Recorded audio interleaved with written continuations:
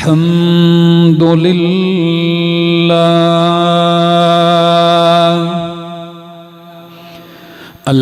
لله رب العالمين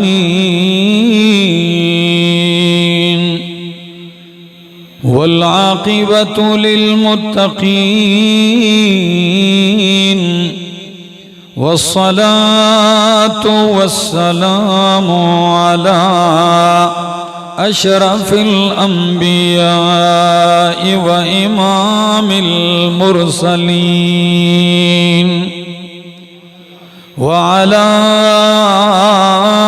آله وأصحابه وأهل بيته أجمعين.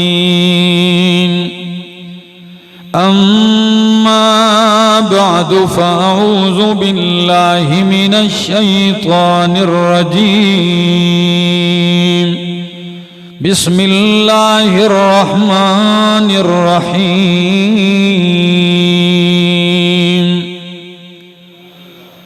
إنما يؤمن بآياتنا الذين إذا ذكروا بها خروا سجدا وسبحوا بحمد ربهم وهم لا يستكبرون.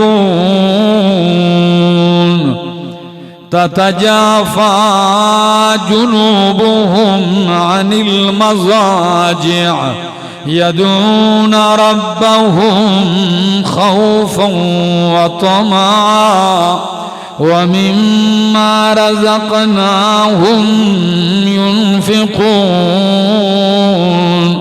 فلا تعلم نفس ما أخفي لهم من قرة أعين جزاء بما كانوا يعملون.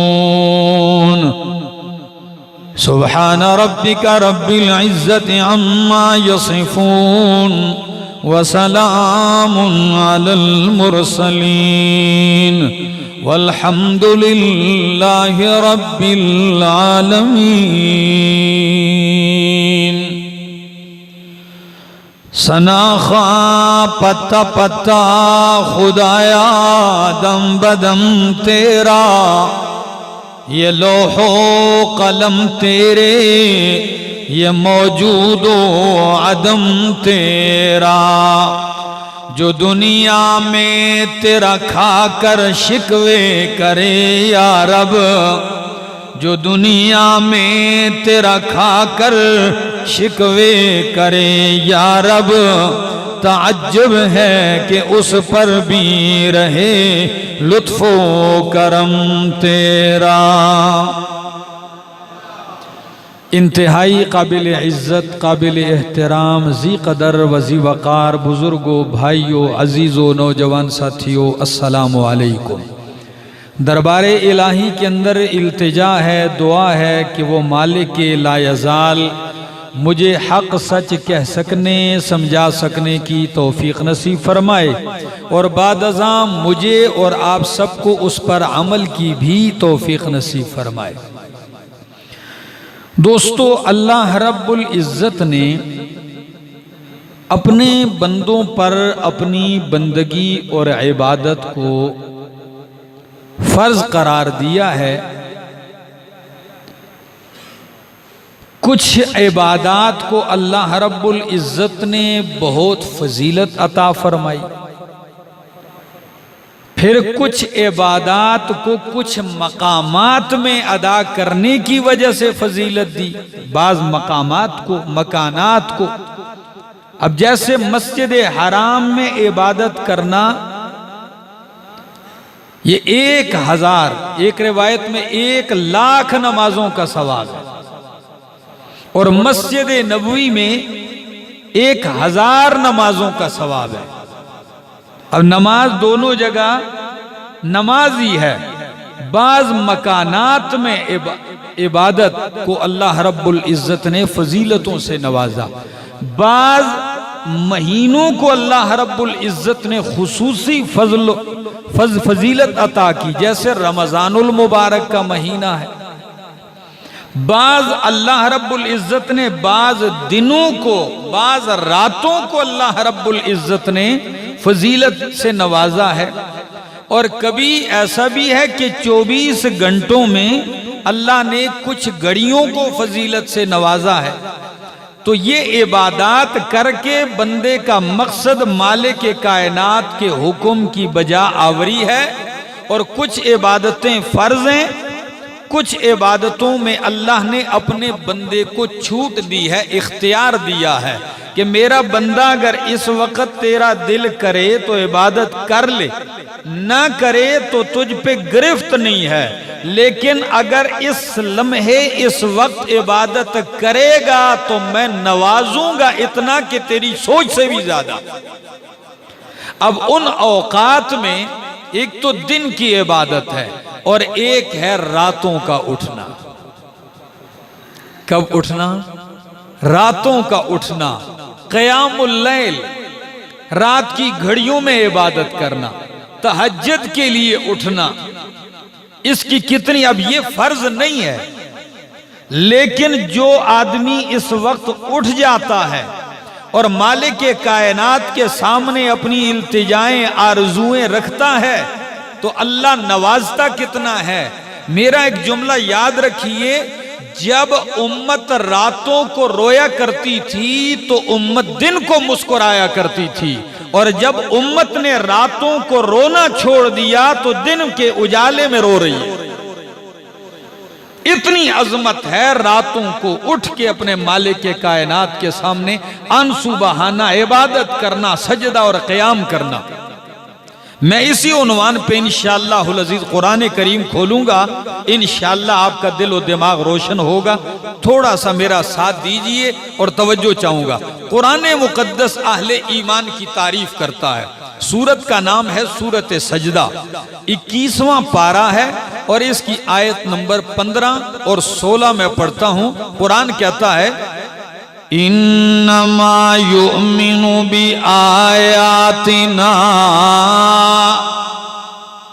یقیناً ہماری آیتوں پر ایمان لاتے ہیں وہ لوگ، اذا ذکروا بہا، جب ان کو نصیحت کی جاتی ہے میری ان آیتوں کے ذریعے سے، تو خروا سجدا، وہ رب کی آیتیں سن کر گر پڑتے ہیں سجدہ، کس میں؟ سجدے میں گر پڑتے ہیں، وَسَبَّحُوا، اور وہ پاکی بیان کرتے ہیں، تسبیح بیان کرتے ہیں، بِحَمْدِ رَبِّهِمْ، اپنے رب کی حمد کے ساتھ، تعریف کے ساتھ، وَهُمْ لَا يَسْتَكْبِرُونَ، اور وہ تکبر نہیں کرتے۔ دن کو بھی یہ حال ہے۔ اب اللہ رب العزت نے ان کی رات کی حالت بیان کی ہے۔ ہری پور والوں فرمایا، تتجافا جنوبهم عن المضاجع، تتجافا جنوبهم، دور رہتے ہیں، کنارے میں رہتے ہیں، ہٹ کے رہتے ہیں، ان کے پہلو، ان کے کروٹیں، عن المضاجع، خوابگاہوں سے، بستروں سے، آرام گاہوں سے، یعنی رات کو ساری مخلوق سوتی ہے، میرے یہ مومن بندے ان کی کروٹیں بستروں خوابگاہوں سے دور رہتی ہیں، اور کیا کرتے ہیں؟ یدعون ربهم خوفا وطمعا، یدعون ربهم، پکارتے ہیں اپنے رب کو، خوفا وطمعا، خوف کے ساتھ، ڈر کے ساتھ، وطمعا، اور امیدوں کے ساتھ۔ میں نے اگر میری بات یاد ہو آپ کو تو میں نے ایک مثال سے سمجھایا کہ دل جب مالک کی طرف اڑتا ہے تو اس کی مثال پرندے کی سی ہے. جس طرح پرندے کا سر ہوتا ہے اور دو پر ہوتے ہیں تو دل جب اللہ کی طرف جاتا ہے تو سر اللہ کی محبت ہے اور دونوں پر جو ہے ایک خوف ہے اور دوسرا امید ہے. تو دونوں کو یہاں جمع کیا. ذرا سنیے فرمایا یدعون ربہم. مخلوق بستروں پہ کروٹوں کے بل لیٹی ہوئی ہے لیکن یہ میرے خاص بندے تتجافا جنوبہم ان کی کروٹیں خوابگاہوں سے دور رہتی ہیں. تتجافا ہری پور والو آپ اردو میں بھی استعمال کرتے ہیں. ایک وفا ہوتی ہے ایک جفا ہوتی ہے. کیا ہوتی ہے؟ وفا ساتھ نبھانے کا نام ہے اور جفا تعلق ترک کر دینے کا نام ہے, ساتھ چھوڑ دینے کا نام ہے. اللہ فرماتے ہیں تتجافا جنوبہم میرے یہ خاص بندے اپنی خوابگاہوں اور بستروں سے جفا اختیار کر لیتے ہیں اور مجھ سے اپنی وفا نبھاتے ہیں. تتجافا جنوبہم دور رہتی ہیں ان کی کروٹیں عن المضاجع خوابگاہوں سے اور دور رہ کے کرتے کیا ہیں اٹھ کے فرمایا یدعون ربہم وہ پکارتے ہیں اپنے رب کو. کتنا مزہ ہوگا اس وقت کی پکار میں, اس وقت کی زاری میں کتنی لذت ہوگی. فرمایا یدعون ربہم پکارتے ہیں اپنے رب کو خوفا و طمعا خوف کے ساتھ. یعنی یہ نہیں میں تہجد گزاروں تو دل سے ڈر ہی نکل گیا. تہجد گزار ہونے کے باوجود رات کی گھڑیوں میں پکارنے کے باوجود بھی ان پہ خوف طاری رہتا ہے. و طمعا خوف ایسا نہیں ہے کہ خوف کی وجہ سے مجھ سے دور ہو گیا نا امید ہو گیا, نہیں, خوف اپنی جگہ ہے. طمعا میری بارگاہ سے نا امید بھی نہیں, طمع کے ساتھ اٹھتا ہے. یعنی میرے بندے کی دل کی کیفیت اللہ نے بیان کرتے ہوئے فرمایا کہ خوف اور امید دونوں کی رلی ملی حالت میں اٹھتا ہے اور مجھے پکارتا ہے. اور ہونا بھی ایسے چاہیے. فاروق اعظم رضی اللہ تعالیٰ عنہ فرماتے ہیں کہ لوگوں اگر میدان محشر میں اعلان کر دیا جائے کہ سارے لوگ جہنم میں جائیں گے تو مجھے ڈر ہے کہ سارے لوگ جنت میں جائیں گے, صرف ایک بندہ جہنم میں جائے گا. تو مجھے خوف تب بھی ہے کہیں وہ ایک میں نہ ہو جاؤں جہنم میں جانے والا. اور اگر اعلان ہو جائے کہ سارے جہنم میں جائیں گے صرف ایک بندہ جنت میں جائے گا تو مالک سے امید تب بھی اتنی ہے کہ مجھے امید ہے کہ وہ ایک میں ہوں گا. تو خوف و طمع پکارتے ہیں اپنے رب کو خوف و طمع. ہری پور والو ہم نے رب کو پکارنا ہے کہ سب کو. آپ ناراض ہیں میرے خیال سے. کس کو پکارنا ہے؟ رب کو پکارنا ہے. اور رب کو پسند بھی وہ ہے کہ یدعونا ربہم. اللہ اکبر پکارتے ہیں اپنے رب کو خوفا و طمعا.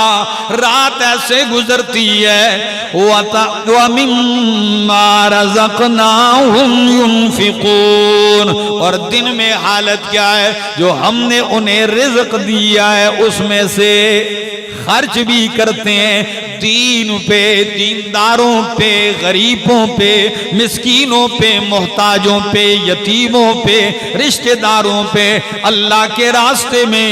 ينفقون مما رزقناهم ينفقون اس میں سے جو ہم نے انہیں رزق دیا خرچ بھی کرتے ہیں. یا اللہ رات کو ساری مخلوق سوئی ہو اور یہ اٹھ کے آپ کو خوف کے ساتھ امید کے ساتھ پکارتا ہے. جن کے اجالے میں تیری رضا کے لیے مال بھی لگاتا ہے, ملتا کیا ہے؟ فرمایا فلا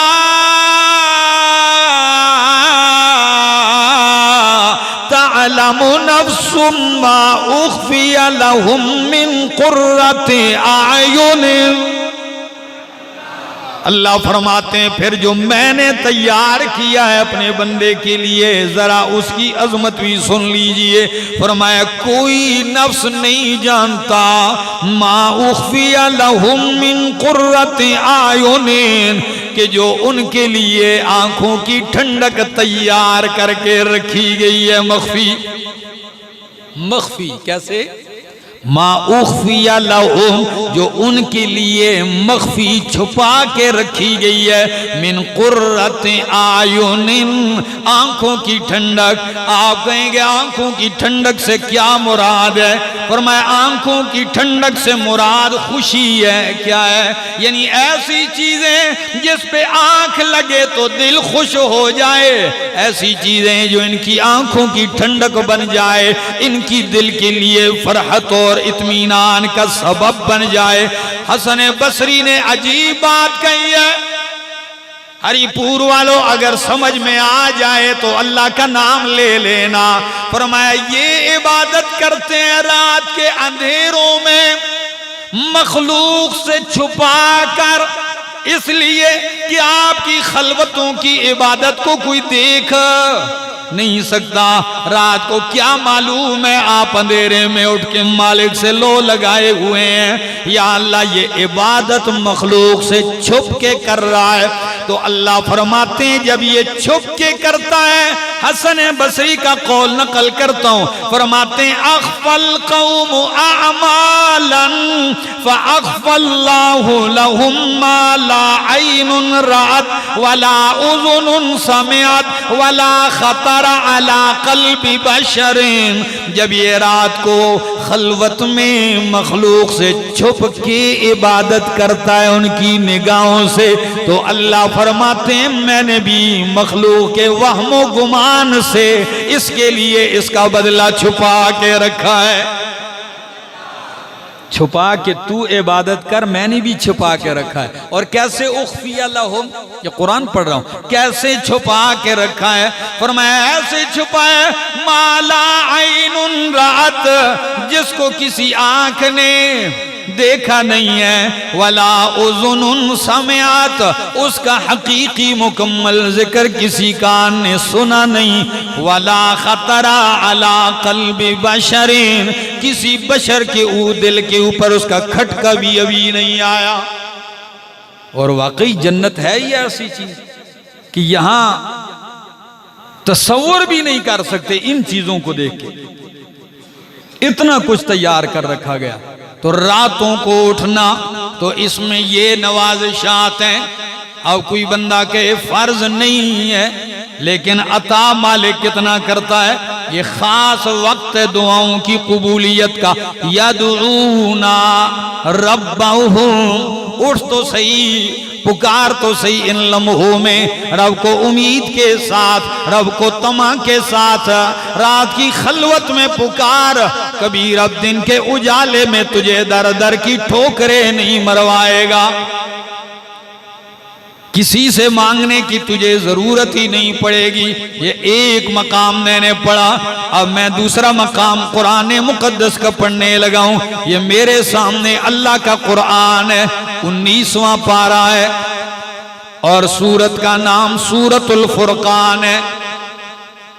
سنیے ذرا قرآن کیا کہتا ہے. فرمایا وَعِبَادُ الرَّحْمَنِ الَّذِينَ يَمْشُونَ عَلَى الْأَرْضِ هَوْنًا. اللہ وَعِبَادُ الرَّحْمَنِ الَّذِينَ يَمْشُونَ عَلَى الْأَرْضِ هَوْنًا وَإِذَا خَاطَبَهُمُ الْجَاهِلُونَ قَالُوا سَلَامًا. وَعِبَادُ الرَّحْمَنِ, رحمان کے بندے, یہ رحمان خود کہہ رہا ہے کہ میرے بندے. اللہ کتنے پیارے ہیں رب کو. رب نے کیا کہا ان کو؟ اپنا کہا.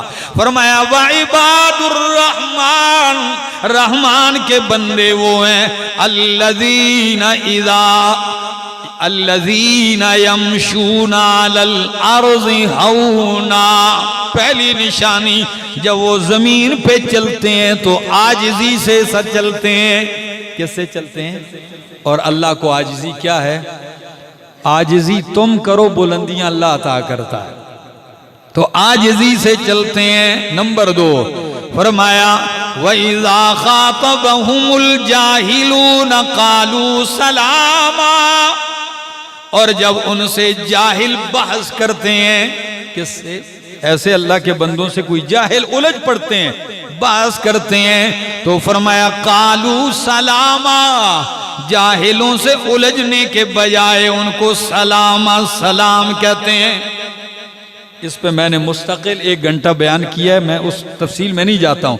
فرمایا اور رحمان کے بندے وہ ہیں والذین یبیتون لربہم سجدا وقیاما.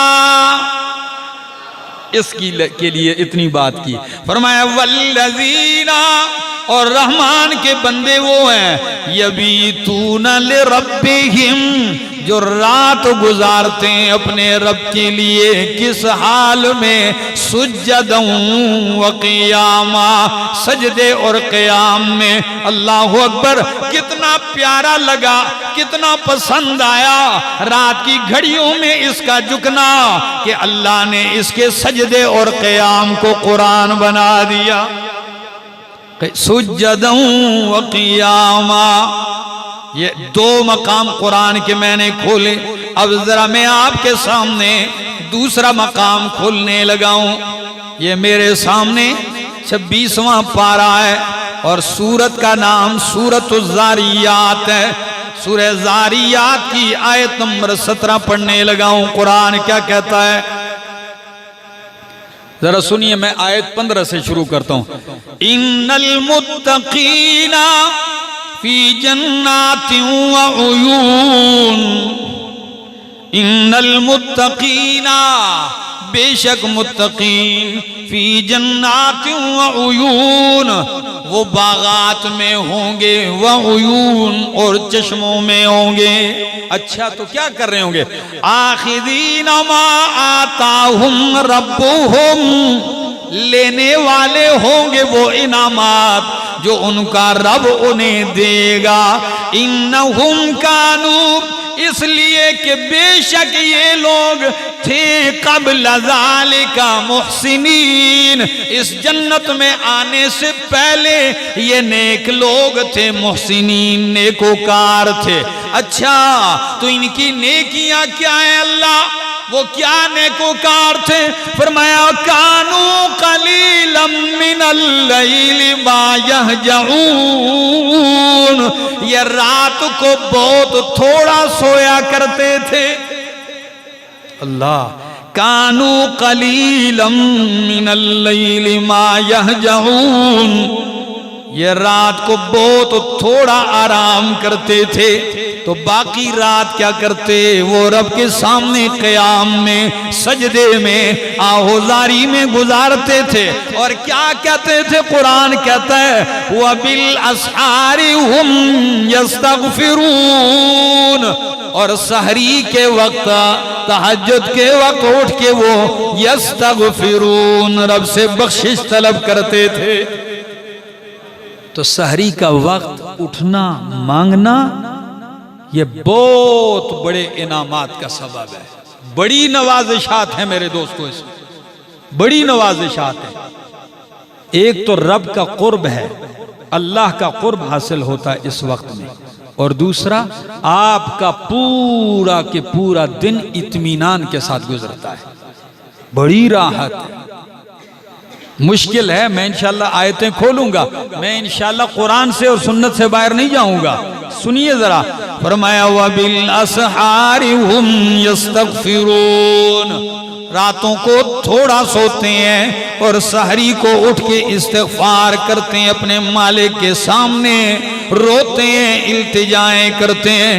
اور یہ وہ مقام ہے ہری پور والوں کہ امام کائنات، سید الاولین، پیغمبر امام الہدا پیغمبر، امام الانبیاء پیغمبر، ہادی سبل پیغمبر، رحمت للعالمین پیغمبر، باوجود معصوم ہونے کے اللہ اپنے پاک پیغمبر سے کیا کہتے ہیں؟ یہ میرے سامنے اللہ کا قرآن ہے، 15واں پارہ ہے، اور سورت کا نام سورت بنی اسرائیل ہے، آیت نمبر ہے 89،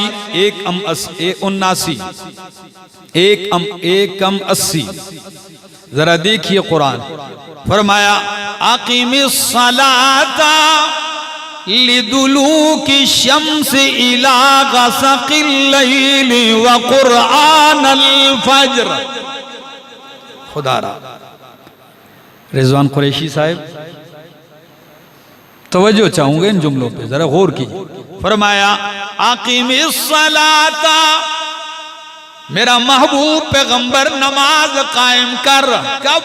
لدلوک الشمس، سورج ڈھلنے سے لے کر، الی غسق اللیل، رات کے خوب چھا جانے تک۔ تو آپ بتائیں ہری پور والوں، سورج ڈھلنے سے یعنی 12:30 کے بعد رات چھا جانے تک کتنی نمازیں ہوتی ہیں؟ بولو۔ ظہر، عصر، مغرب اور عشاء، 4 نمازوں کو ایک جملے میں بند کر دیا۔ اقیم الصلاۃ لدلوک الشمس الی غسق اللیل، 4 کا ذکر الگ کر دیا، اور 5ویں کا فرمایا وقرآن الفجر، وقرآن الفجر۔ امام ابن جریر، امام ابن کثیر، امام نصفی تفسیر مدارک میں کہتے ہیں یا قرآن سے مراد صلاۃ الفجر ہے، تو معنی کرو وقرآن الفجر، میرا پیغمبر فجر کی نماز بھی پڑھ، اور فجر کو خاص کر کے ذکر کیا وقرآن الفجر۔ فرمایا ان قرآن الفجر کان مشہودا، ان قرآن الفجر کان مشہودا، بے شک فجر کی نماز یہ حاضری کا وقت ہے۔ کس کا وقت ہے؟ کس کی حاضری کا؟ اس وقت دن کے اور رات کے فرشتے جمع ہوتے ہیں، فرشتوں کی حاضری کا وقت ہے۔ اللہ اکبر، کس کا وقت ہے؟ حاضری کا وقت ہے۔ اچھا، اب آپ کہیں گے 5 نمازوں کا ذکر ہو گیا، ظہر، عصر، مغرب، عشاء اور فجر، یا اللہ 5 نمازیں پڑھ لی بس چھٹی؟ فرمایا میرا پیغمبر نہیں، وَمِنَ اللَّيْلِ فَتَحَجَّدْ بِهِ نَافِلَةً لَكَ، وَمِنَ اللَّيْلِ فَتَحَجَّدْ بِهِ نَافِلَةً لَكَ، میرا پاک پیغمبر رات کو تہجد میں بھی قرآن پڑھ لیا کر۔ نافلۃ لک، یہ آپ کے لیے نفلی اور اضافی عبادت ہے، یہ میں نے آپ کے لیے اضافہ کر دی۔ دن کو دعوت بھی دے، دن کو عبادت بھی کر، دن کو نماز بھی پڑھ، اور تہجد میں رب کا قرآن پڑھ، ربا ملے گا کیا؟ فرمایا عسیٰ ان یبعثک ربک مقاما محمودا۔ رات کو تہجد میں قرآن پڑھنا آپ کا کام ہے، آپ کا رب آپ کو مقام محمود پہ کھڑا کر دے گا۔ کہاں اٹھائے گا؟ مقام محمود۔ عسیٰ ان یبعثک ربک مقاما محمودا۔ آپ کہیں گے مقام محمود کیا ہے؟ اللہ کے پاک پیغمبر فرماتے ہیں مقام محمود صرف ایک بندے کو ملے گا، اور میں ہوں وہ۔ اللہ ایک بندے کو، اور میں ہوں۔ اور مقام محمود ہے کیا؟ اللہ آپ کو ایسی جگہ لا کے کھڑا کرے گا کہ اس سے مراد شفاعت کبریٰ ہے، آپ تمام انسانیت کے لیے شفاعت کریں گے۔ اللہ، اور اس مقام کو مقام محمود کیوں کہتے ہیں؟ ذرا سنیے۔ حدیث میں آتا ہے اللہ کے پاک پیغمبر فرماتے ہیں روز محشر جب لوگ ہر طرف سے نا امید ہو جائیں گے، ہر نبی ان سے کہے گا آخری پیغمبر کے پاس جاؤ، جب میرے پاس آئیں گے کہ آپ شفاعت کریں، اللہ حساب و کتاب شروع کر دے، تو فَآخِرُ لَهُ سَاجِدًا، میں اللہ کے لیے سجدے میں گر جاؤں گا اور میں اتنا لمبا سجدہ کروں گا، اس سجدے میں فَيُلْهِمُنِي رَبِّي مَحَامِدَهُ لَمْ تَحْضُرْنِي الْآنَ، میرا رب اس وقت اپنی ایسی تعریفیں مجھے القاء کرے گا، مجھے بتائے گا جو اس وقت مجھے یاد نہیں اسی وقت عطا کرے گا، اور انہی جملوں سے رب کی تعریف کروں گا۔ اتنا لمبا سجدہ ہوگا کہ اللہ کہیں گے ارفع یا محمد رأسک، ارفع رأسک یا محمد، قل تسمع سل توتا وشفع تشفع، میرا پاک پیغمبر سجدے سے سر اٹھائیے، آپ مانگتے جائیں میں دیتا جاؤں گا۔ لیکن ہری پور والوں، عابد اور معبود کا فرق، خالق اور مخلوق کا فرق سن لیجئے، معبود اور محبوب میں فرق کر دیجئے۔ فرمایا کیا ہے؟ میرا پیغمبر سر اٹھائیے، سل توتا، تو مانگتا جا، تجھ سے بہتر مانگنے والا کوئی نہیں، مجھ سے بہتر دینے والا کوئی نہیں۔ تو مانگتا اچھا لگتا ہے اور میں دیتے اچھا لگتا ہوں، تو مقام محمود پہ جب آپ شفاعت کریں گے تو پورا محشر، کیا؟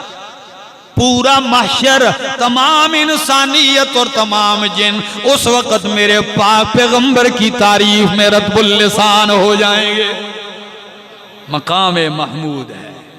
فرمایا عَسَىٰ أَن يَبْعَثَكَ رَبُّكَ مَقَامًا مَحْمُودًا۔ اور صرف یہی نہیں، ہری پور والوں، جو بندہ دعوت کا کام کرتا ہے، لوگوں کو قرآن سناتا ہے، لوگوں کو اللہ کی توحید سناتا ہے، تو اس کو تو چاہیے دن کی تھکاوٹیں اپنی جگہ، لیکن وہ رات کو تہجد میں اٹھ کے اللہ سے لو لگائے، اللہ دن کے سارے کام آسان کر دیتا ہے۔ اب آپ کہیں گے کہاں ہے؟ ذرا یہ میرے سامنے اللہ کا قرآن ہے، اور سورت کا نام سورت مزمل، 29واں پارہ۔ اللہ، سورت مزمل، توجہ ہے نا آپ کی؟ فرمایا یا ایوہ المزمل قم اللیل الا قلیلا نصفہ او انقص منہ قلیلا او زد علیہ ورتل القرآن ترتیلا۔ یا ایوہ المزمل، او چادر میں لپٹنے والے میرے پاک پیغمبر، لنگی میں لپٹنے والے میرا پاک پیغمبر، قم اللیل الا قلیلا، اٹھئے رات کو مگر تھوڑا سا۔ کیسے؟ یعنی تھوڑی سی رات کے علاوہ باقی رات میری عبادت میں گزاریے۔ ایک معنی، اس کی زیادہ تفصیل تو ہم دورہ تفسیر میں کرتے ہیں تو جہاد اس کا وقت نہیں، صرف جو مقصد سمجھانے لگا ہوں اس کی طرف توجہ چاہوں۔ فرمایا قم اللیل الا قلیلا، میرا پاک پیغمبر اٹھئے رات کو، راتوں کو اٹھ، الا قلیلا، مگر تھوڑا سا۔ اب وہ کتنا ہے تھوڑا سا؟ فرمایا نصفہ، آدھی رات۔ کتنا؟ آدھی رات۔ او انقص منہ قلیلا، یا آدھی رات سے کچھ کم کر دیجئے، او زد علیہ، یا آدھی رات پہ کچھ زیادہ کر دیجئے۔ یا اللہ آدھی رات، آدھی سے کچھ زیادہ، آدھی سے کچھ کم اٹھوں، کرنا کیا ہے؟ فرمایا رتل القرآن ترتیلا۔ اللہ اکبر۔ رتل القرآن ترتیلا، ٹھہر ٹھہر کے قرآن پڑھ. کیسے؟ جیسے ہمارے رمضانی پڑھتے ہیں، نہیں ایسے نہیں. ہاں 120 کی سپیڈ میں شوں شوں ہوتی ہیں، ایسے. سوائے یعلمون تعلمون کے کسی کو کوئی پتہ نہیں لگتا کہ قاری صاحب کی بریک یعلمون پہ لگتی ہے، اس کے علاوہ کوئی پتہ نہیں کیا پڑھ رہا ہے. اور میرے دوست نہیں، اٹھئے میرا پاک پیغمبر، لیکن پڑھنا ہے رتل القرآن ترتیلا. ہری پور والوں، رات کو کیوں اٹھایا جا رہا ہے؟ دن کی تھکاوٹ تھوڑی ہے کیا؟ دن کو پتھر تھوڑے پڑتے ہیں قوم سے کیا؟ تانے تھوڑے ہیں کہ رات کو بھی اٹھایا جا رہا ہے؟ اللہ فرماتے ہیں اٹھاتا اس لیے اِنَّا سَنُلْقِي عَلَيْكَ قَوْلًا ثَقِيلًا. ہم آپ پہ بہت بوجھل اور وزنی بات ڈالنے والے ہیں. آپ نے کام کرنا ہے، پورے عالم کی اصلاح کرنی ہے. بہت وزنی بات قرآن مقدس دینے والا ہوں. یا اللہ وزنی بات دن کو سنانی ہے، رات کو کیوں اٹھایا جا رہا ہے؟ سنیے ہری پور والو، اللہ رات کے اٹھنے کا کمال ذکر کرتے ہیں. فرمایا اِنَّ نَاشِئَةَ اللَّيْلِ هِيَ أَشَدُّ وَطْئًا وَأَقْوَمُ قِيلًا. اللہ کیا کمال ہے قرآن میں. اِنَّ نَاشِئَةَ اللَّيْلِ، بے شک راتوں کا اٹھنا، اللہ بے شک راتوں کا اٹھنا، ہِیَ أَشَدُّ وَطْئًا، یہ نفس کو روندنے کے اعتبار سے بہت مضبوط ہے، بہت سخت ہے. اس سے نفس کو کیا کیا جاتا ہے؟ روندا جاتا ہے. کئی لوگ کہتے ہیں جی ہم نفس کے خلاف مجاہدہ کرتے ہیں. اگر نفس کو توڑنا ہے تو اٹھیے رات کو. اور واقعی جب نیند کا اتنا غلبہ ہو کہ بستر سے زیادہ محبوب چیز بدن کو کوئی نہ لگ رہی ہو، ہیں کیا خیال ہے، اور آپ اس کو لات ماریں اور اٹھ کے چکنے ہو جائیں، کیا خیال ہے؟ نفس کو روندا گیا کہ نہیں روندا گیا؟ فرمایا اِنَّ نَاشِئَةَ اللَّيْلِ، بے شک رات کا اٹھنا، اشد وطئًا، زیادہ سخت ہے نفس کو روندنے کے اعتبار سے. صرف نفس کو ہی نہیں رونتا، وَأَقْوَمُ قِيلًا، اور زیادہ درست رکھتا ہے بات کو. منہ سے جو بات نکلتی ہے وہ بھی درست نکلتی ہے. اللہ دو مطلب، ایک مطلب رات کو اٹھو گے تو قرآن ٹھہر ٹھہر کے پڑھو گے نا تو ایک نفس روندا جائے گا، دوسرا منہ سے پڑھو گے تو ایک ایک لفظ ادا بھی درست ہوگا، سمجھ بھی آئے گی، اس لیے کہ خلوت بھی ہوگی، خاموشی بھی ہوگی. امام ابن کثیر فرماتے ہیں دل، ٹھیک ہے نا، ظاہر اور باطن، دل اور زبان عموماً اس کو جوڑنا مشکل ہوتا ہے. کبھی کبھی زبان سے بندہ بہت کچھ کہتا ہے، دل اس کے موافقت نہیں کرتا. لیکن رات کے اٹھنے میں یہ کمال ہے کہ دل اور زبانوں کو جوڑ دیتا ہے. دل اور زبان کو، یعنی جدھر زبان لگی ہوتی ہے دل کا میلان بھی ادھر ہی ہوتا ہے. اِنَّ نَاشِئَةَ اللَّيْلِ هِيَ أَشَدُّ وَطْئًا وَأَقْوَمُ قِيلًا.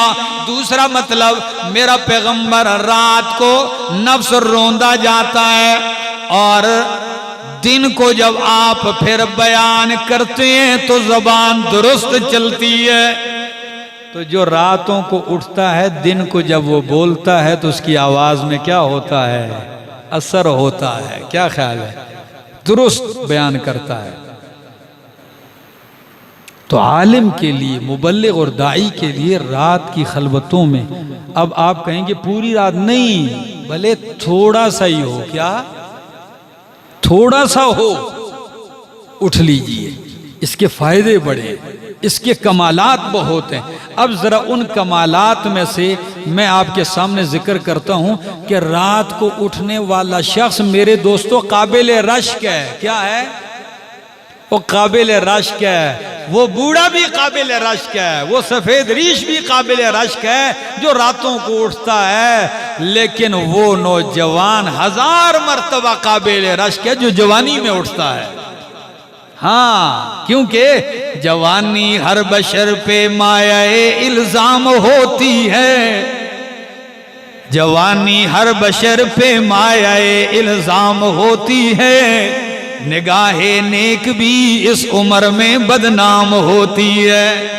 تو اگر جوان جوانی کو تہجد کی عبادتوں میں لگا دے تو شاعر کہتا ہے در جوانی توبہ کردن شیوہ پیغمبری، در جوانی توبہ کردن شیوہ پیغمبری، وقت پیری گرگ ظالم میں شود پرہیزگار۔ اللہ، رات کو توبہ کرنا، جوانی میں توبہ کرنا، یہ نبیوں کا شیوا ہے۔ جوانی میں توبہ استغفار کرنا نبیوں کا شیوا ہے۔ بڑھاپے میں تو ظالم بھیڑیا بھی پرہیزگار بن جاتا ہے۔ تو قدر کیجئے جوانی کی۔ تو فرمایا سنیے 2 آدمی قابل رشک ہیں۔ کتنے آدمی؟ اب وہ 2 کون سے ہیں؟ فرمایا اللہ کے پاک پیغمبر صلی اللہ علیہ وسلم کے الفاظ سن لیجئے۔ فرمایا لا حسد الا فی اثنتین رجل آتاہ اللہ القرآن فہو یقوم به آناء اللیل وآناء النہار۔ وہ صاحب قرآن، وہ بندہ قابل رشک ہے جس کو اللہ نے قرآن کے علم سے نوازا ہو، اور وہ فَهُوَ يَقُومُ بِهِ آنَاءَ اللَّيْلِ وَآنَاءَ النَّهَارِ، وہ دن کی گھڑیوں میں، رات کی گھڑیوں میں کھڑے ہو کے رب کا قرآن پڑھتا ہے۔ یہ قابل رشک ہے۔ اللہ میں بھی ایسا ہوتا، رات کو اٹھتا اور قرآن پڑھتا، میں بھی صاحب قرآن۔ ایک اور دوسرا وہ بندہ قابل رشک ہے وَرَجُلٌ آتَاهُ اللَّهُ مَالًا، وہ آدمی جسے اللہ نے مال سے نوازا ہو، فَهُوَ يُنْفِقُهُ آنَاءَ اللَّيْلِ وَآنَاءَ النَّهَارِ، اللہ نے مال دیا ہے اور وہ دن رات اس میں سے کیا کرتا ہے؟ خرچ کرتا ہے اللہ کی رضا کے لیے۔ یہ دونوں بندے قابل کیا ہیں؟ اس کے علاوہ کوئی قابل رشک نہیں ہے، جس کے پاس جتنا مرضی ہو۔ میرے دوستو، یہ قابل رشک بندے ہیں۔ آئیے اب آپ کو مسلم کی حدیث پڑھنے لگاؤں۔ یہ پہلی حدیث متفق علیہ، بخاری مسلم دونوں کی۔ اب دوسری حدیث سن لیجئے۔ اللہ کے پاک پیغمبر صلی اللہ تعالیٰ علیہ وسلم فرماتے ہیں افضل الصلاة بعد الفریضۃ صلاۃ اللیل، نمازوں میں فرض کے بعد افضل ترین نماز رات کی ہے۔ کس کی ہے؟ رات کی نماز ہے۔ تو راتوں کی نماز افضل ترین نماز ہے۔ اور دوسری حدیث سن لیجئے۔ اب کتنا اٹھیں ذرا سن لیجئے۔ اللہ کے پاک پیغمبر صلی اللہ علیہ وسلم نے فرمایا من قام بعشر آیات، جس نے رات کو صرف 10 آیتوں سے قیام کیا۔ کتنی آیتوں کے ساتھ؟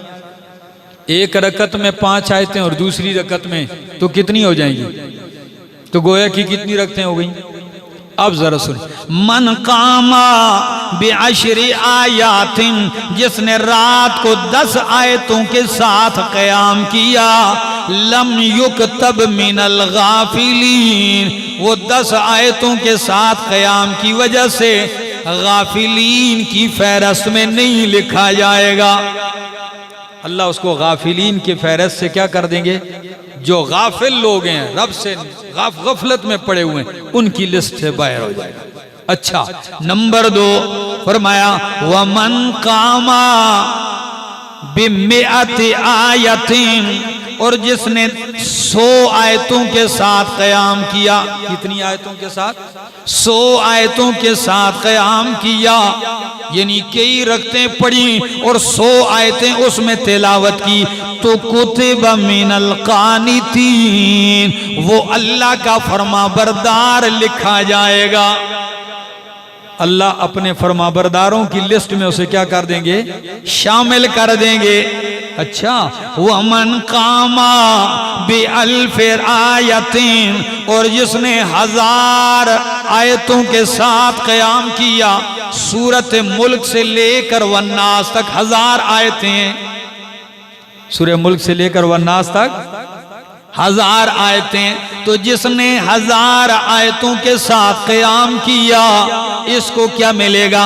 فرمایا یہ وہ بندہ ہے کتب من المقنطرین، اس کو لکھ دیا جائے گا بے حساب خزانہ سمیٹنے والوں میں سے.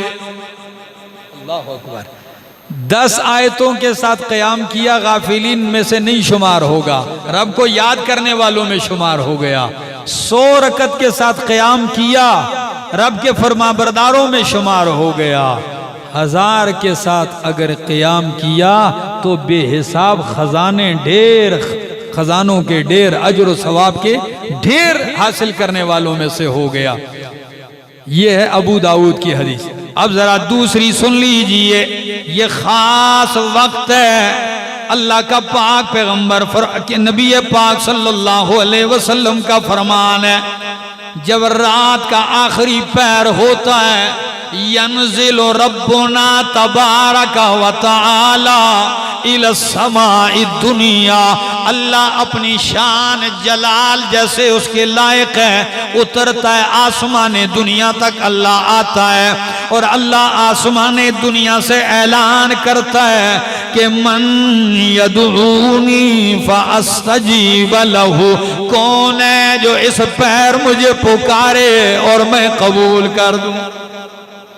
من یدعونی فاستجیب لہ. افسوس ہے جو ذات خود پکار کے کہہ رہی ہے کون ہے مجھے پکارے کہ میں قبول کر لوں، اس کو تو پکارتے نہیں، قبرستان میں مردوں کو پکارنے لگے ہوئے اور کہتے کہ اللہ ساڑی سندا نہیں تے انہاں دی موڑدا نہیں. کتنا نا سمجھ ہے، کتنا بھولا ہے، کتنا بدبخت ہے. کہتا ہے اللہ ساڑی سندا نہیں، تو جن کے سامنے وہ رو رہا ہے کہتا ہے انہاں دی. اچھا تو پھر تو ان کو کیوں پکار رہا ہے؟ ساڑی انہاں دے اگے تے انہاں دی انہاں دے اگے. جی ساڑی انہاں دے اگے تے انہاں دی انہاں دے اگے.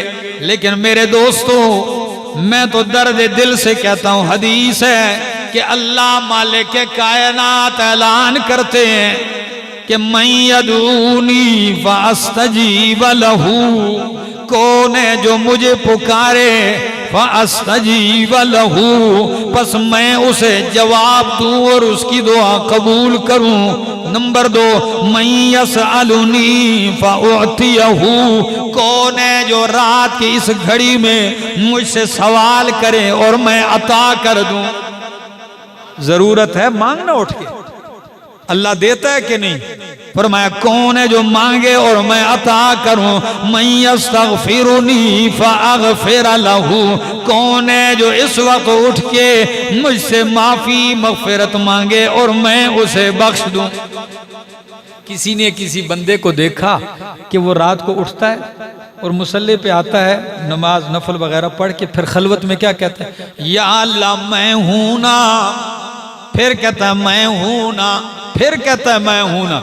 وہ کسی نے کہا یار تیری سمجھ نہیں آ رہی، باقی کچھ نہیں سنائی دیتا اور تو ایک ہی جملہ کہتا ہے میں ہوں نا.